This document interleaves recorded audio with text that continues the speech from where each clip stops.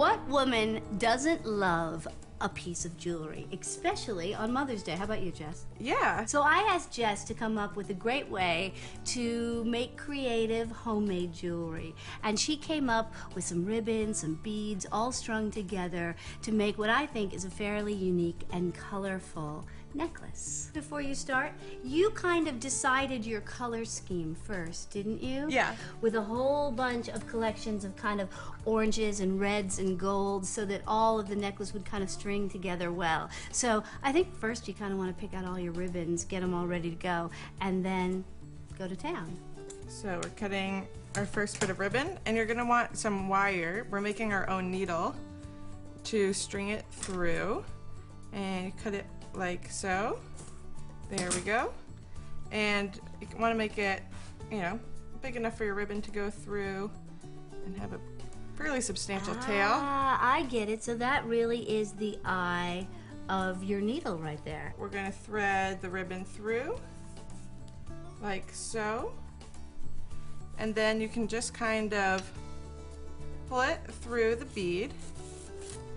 And then you're just going to keep passing back through it. It's really helpful to have a bead with a nice big opening like this so that you can keep going through it several times. So you can have any old cheap bead as long as it's got a big opening, and it starts to have this kind of a look. Oh, that's cool, Jess. And so you just keep going. I remember I saw a lot of these in a lot of fashion magazines, and they're really expensive, and they're really similar to this. These are all kind of in vogue, these kind of fabric necklaces that don't have any beads, but the beads are in fact all covered with the fabric that's in the chain itself. Yeah.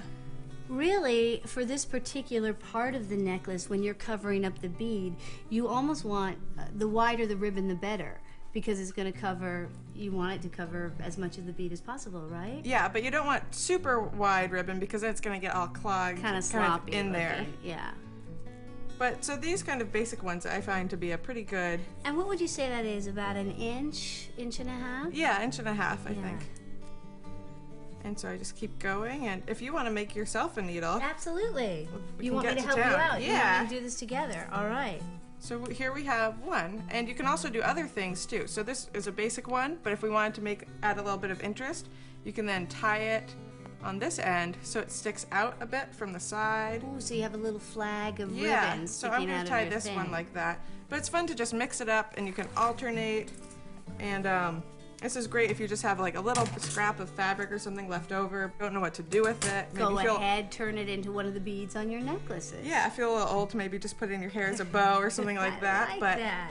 You can't part with it. Now, I would have to say, what is the best kind of Mother's Day gift that you think you ever gave your mom? Probably pointing my dad to, you know, an estate jewelry store and be like, get that one. That'll work.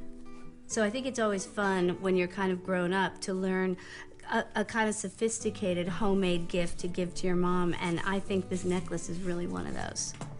I think I have successfully done my first bead.